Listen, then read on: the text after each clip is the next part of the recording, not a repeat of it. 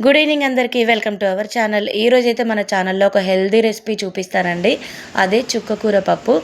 నేనైతే ఒక tribal channel follow అవుతాను. దాంట్లో చుక్క నూనె లేకుండా వంటలు చేస్తారు. సో ఎట్లా ఉంటుందో చూద్దామని చెప్పేసి నేనైతే ఈ పప్పు ట్రై చేశాను. ఆయిల్ వేయట్లేదు కదా, టేస్ట్ విషయంలో ఏదైనా కాంప్రమైజ్ అవ్వాలేమో అనుకున్నానండి. బట్ టేస్ట్ అయితే సూపర్గా ఉంది. మీకు చూస్తుంటే అర్థమవుతుంది అనుకుంటే పప్పు ఎలా కుదిరిందో. ఎలా చేసుకోవాలి అనేది మీకు ఈ వీడియోలో చూపిస్తాను, చూసేయండి.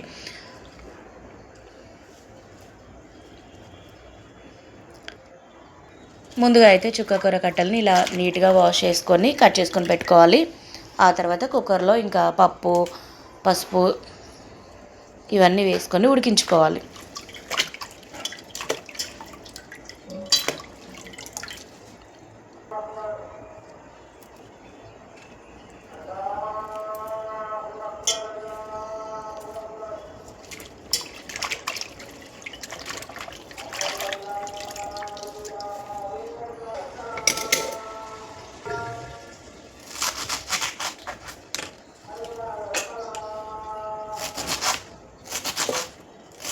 ఇలా చుక్కకూరని నీట్గా కట్ చేసి పెట్టుకొని కుక్కర్లోకి తీసుకొని ఇక్కడైతే నేను కందిపప్పు తీసుకుంటున్నాను. ఇదైతే పట్టించిన పప్పు అనమాట, మా అమ్మ రెడీ చేసి ఇచ్చింది.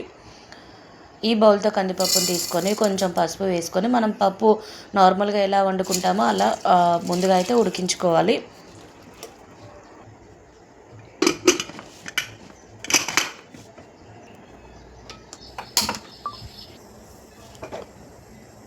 తర్వాత దీంట్లోకి కారం అయితే రెడీ చేసుకోవాలి.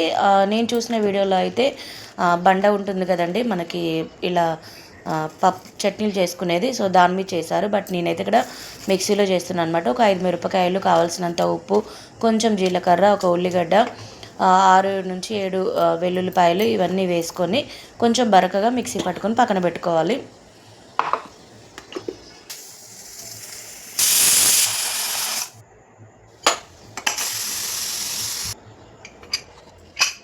పప్పు ఉడికిందో లేదో చూసుకోవాలి. చూసారు కదా, పప్పు మంచిగా ఉడికింది. ఇంకా కొంచెం వాటర్ వేసేసి మనం ఏదైతే కారం మిక్సీ పట్టుకొని పక్కన పెట్టుకున్నామో అది కూడా వేసేయాలి. వేసిన తర్వాత ఇంకొక 5 నిమిషాలు పప్పు దగ్గర పడేంత వరకు ఉడికించుకోవాలి. అంతే అండి. లాస్ట్లో కొంచెం కరివేపాకు, కొత్తిమీర కూడా వేసాను టేస్ట్ కోసం. ఉప్పు కారాలు ఏమైనా తక్కువగా ఉన్నట్లయితే కూడా వేసుకోవచ్చు. మళ్ళీ ఈ పప్పు ట్రై చేసిన తర్వాత నాకైతే ఇక్కడ క్లియర్గా అర్థమైందండి.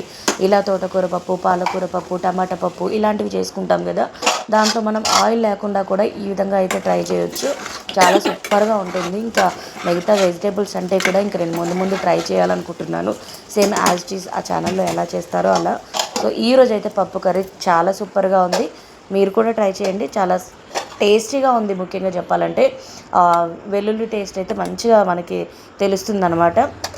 చూస్తుంటే మీకు కూడా అర్థమవుతుందని అనుకుంటున్నాను. ఇదైతే నేను మా బాబు కోసం కలుపుతున్నాను రైస్లోకి.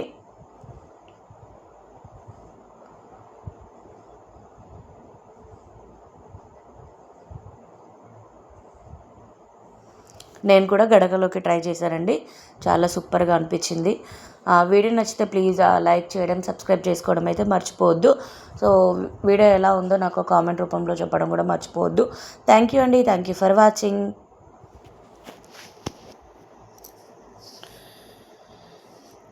నేనైతే వెయిట్ లాస్ డైట్ పోస్ట్ చేద్దాం అనుకుంటున్నాను. సో ఛానల్ చెక్ చేయండి. నెక్స్ట్ మంచి మంచి వీడియోస్ అయితే నేను అప్లోడ్ చేస్తాను. Thank you for watching. Please subscribe to my channel.